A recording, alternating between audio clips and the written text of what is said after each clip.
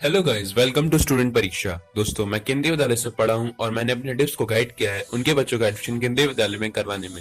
जैसा कि मैं जानता हूं कि बहुत सारे पेरेंट्स जो होते हैं उनको इन्फॉर्मेशन नहीं होती कि केंद्रीय विद्यालय के एडमिशन प्रोसेस में कैसे होती है, इसलिए वो अपने बच्चे का एडमिशन केंद्रीय विद्यालय में नहीं कर पाते और कहते हैं कि केंद्रीय विद्यालय में केवल आर्मी वालों का ही एडमिशन होता है। इसलिए मैं आपको बताना चाहूंगा कि मैं आपको गाइड करूंगा और आपको सारी प्रोसेस बताऊंगा।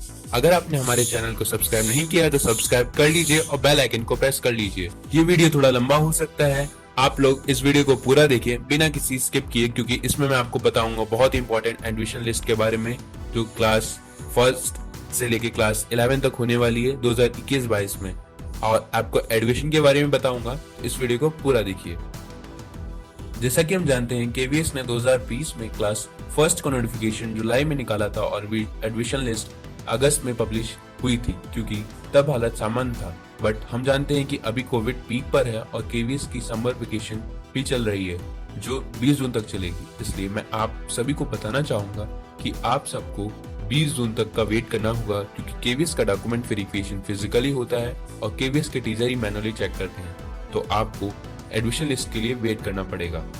मैं आप लोगों को अपने एक्सपीरियंस से बताना चाहूंगा कि आप लोग अपने डॉक्यूमेंट्स रेडी करवा लें, जैसे कि income certificate, domicile certificate, blood group, Aadhaar card और बहुत सारे डॉक्यूमेंट्स, जिसका डिस्क्रिप्शन का लिंक मैं अपने डिस्क्रिप्शन में दे दूंगा। आप उस वीडियो को देख लीजिए कौन कौन से डॉक्यूमेंट चाहिए होते हैं फिजिकल वेरिफिकेशन के लिए। और मैं आपको बताना चाहूंगा बहुत सारे बच्चों के एडमिशन लिस्ट में नाम आने के बावजूद एडमिशन नहीं हो पाता क्योंकि उनके डॉक्यूमेंट्स इनकम्प्लीट होते हैं या कि डॉक्यूमेंट्स में मिस्टेक्स होती हैं।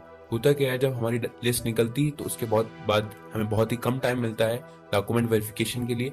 इसलिए अभी कोविड का टाइम है और लिस्ट नहीं निकल रही है, तो आप अपने डॉक्यूमेंट्स कंप्लीट कर लीजिए। एक बार रीचेक कर लीजिए कि पापा मम्मी का नाम सारे डॉक्यूमेंट्स में सेम हो, बच्चे का नाम सारे डॉक्यूमेंट्स में सेम हो। क्लास सेकेंड से लेके क्लास 9 का एडमिशन के चांस कम होते हैं, क्योंकि एडमिशन वैकेंसी पर डिपेंड करता है कि आपके नियरेस्ट केवी में वैकेंसी है या नहीं।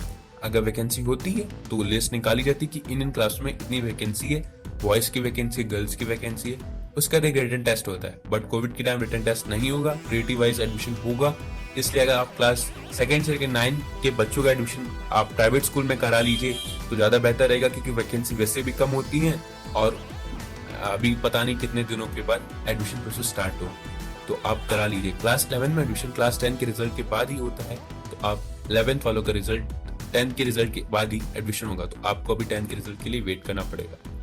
और आप अगर अपने बच्चे का एडमिशन केंद्रीय विद्यालय में ही कराना चाहते हैं तो मैं आपको बताना चाहूंगा जो केवीएस का जो ऑफिशियल एडवर्टाइजमेंट होता है क्लास फर्स्ट के लिए निकलता है और बाकी क्लासों के लिए निकलता है, उसमें साफ साफ लिखा होता है कि आप एमपी कोटा से बच्चे का एडमिशन केंद्रीय विद्यालय के किसी भी क्लास में करवा सकते हैं, वैकेंसी होने पर भी और ना होने पर भी। क्योंकि जो एडमिशन एमपी कोटा से होता है वो वैकेंसी के अबव होता है, मतलब वैकेंसी अगर नहीं है तो भी एडमिशन किया जा सकता है।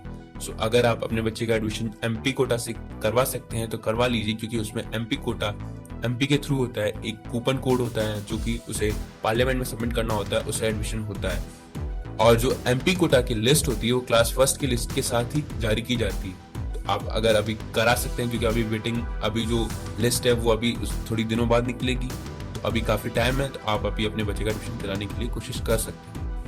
और आप लोगों के लिए हम लोग एक बेसिक कंप्यूटर कोर्स भी जल्द ला रहे हैं, जिससे आप अपनी और अपने बच्चों की स्किल्स को इम्प्रूव कर सकते हैं। आप लोगों को अगला वीडियो किस टॉपिक पर चाहिए ये हमें कमेंट सेक्शन में बताइए। तब तक के लिए धन्यवाद।